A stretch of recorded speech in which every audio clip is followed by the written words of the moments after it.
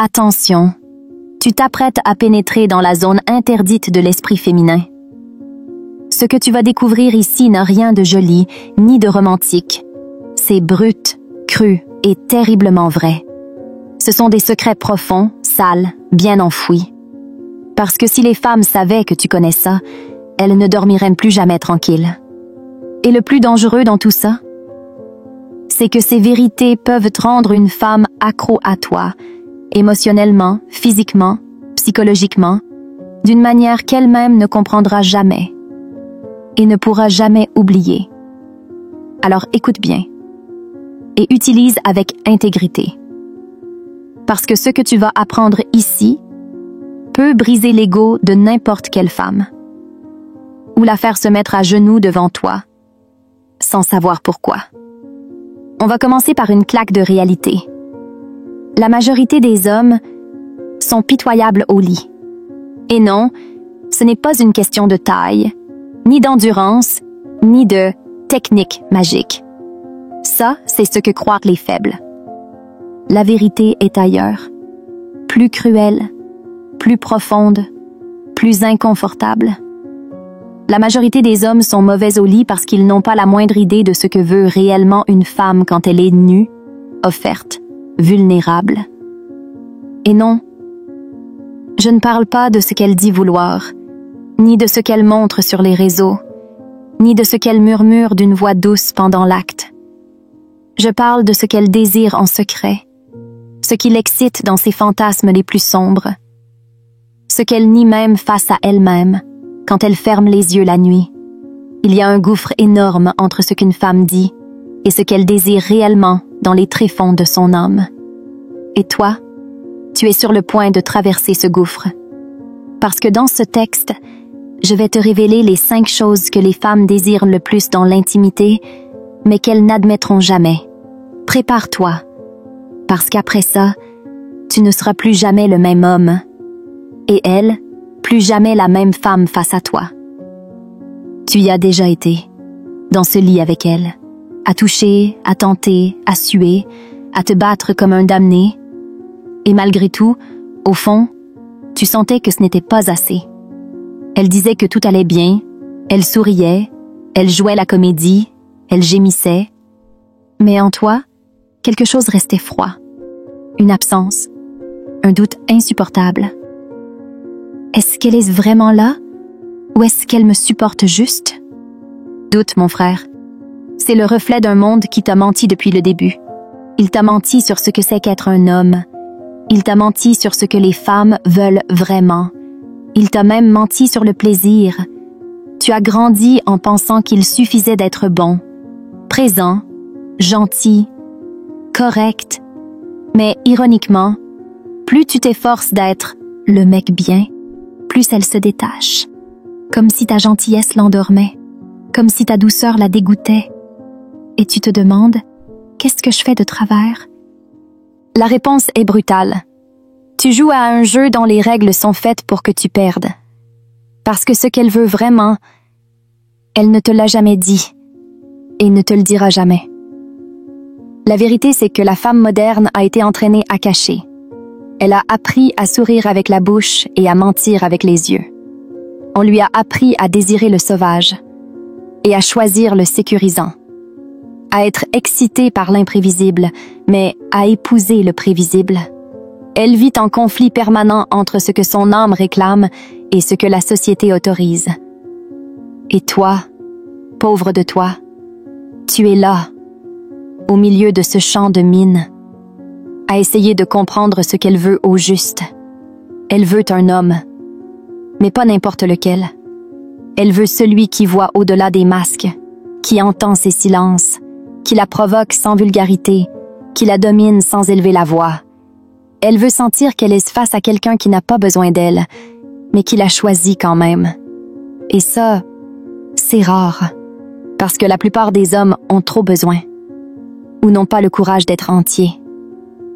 Toi, tu as été domestiqué, formé pour être gentil, pour ne pas déranger, pour demander la permission, même pour désirer. Et à force de vouloir plaire, tu es devenu prévisible, ennuyeux, sans odeur, sans goût, sans risque.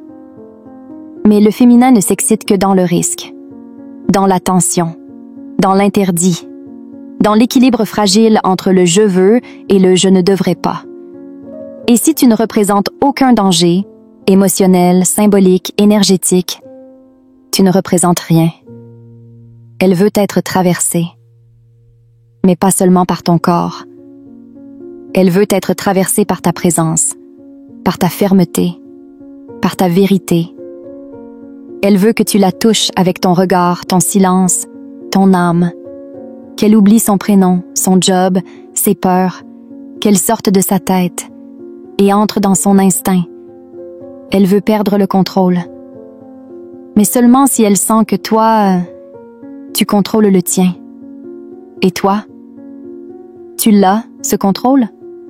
Ou tu es encore là, à chercher des tutos sur YouTube, à répéter des phrases apprises par cœur, à demander la permission avant d'agir? Tu veux savoir pourquoi tu ne réveilles rien en elle? Parce que toi-même, tu es éteint. Parce que ton énergie vient du manque, pas de l'abondance. Parce que tu crois encore qu'être gentil, ça suffit. Oublie ça. Le désir féminin ne répond pas à la gentillesse. Il répond à la présence, à la fermeté, au mystère. Elle ne veut pas de réponse. Elle veut être défiée. Elle veut un homme qui dépasse ses doutes, qui reste solide face à son chaos, qui ne flanche pas. Et là, tu vois le jeu malsain. Pendant que tu t'efforces d'être accepté, elle te teste. Elle te provoque. Elle te nie. Elle te défie, juste pour voir si tu t'écroules. Et si tu tombes, elle se désintéresse. Si tu supplies, elle te méprise. Parce qu'au fond, elle veut se rendre, mais seulement à un homme qu'elle sait, impossible à manipuler. Elle veut être guidée, mais jamais elle ne l'avouera.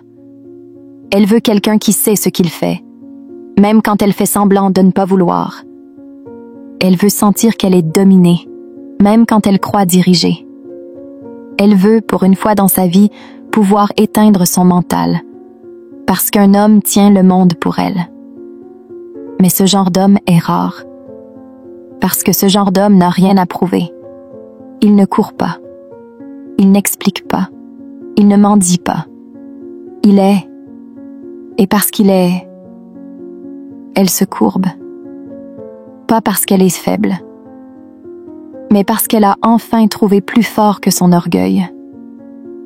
Parce qu'elle a senti, dans le regard, le toucher, l'absence de précipitation, qu'il y avait un homme, un vrai, pas un garçon dans un corps d'homme, quémandant de l'affection, mais un homme qui marche sans chercher l'approbation, qui désire sans s'excuser, qui s'offre sans se perdre.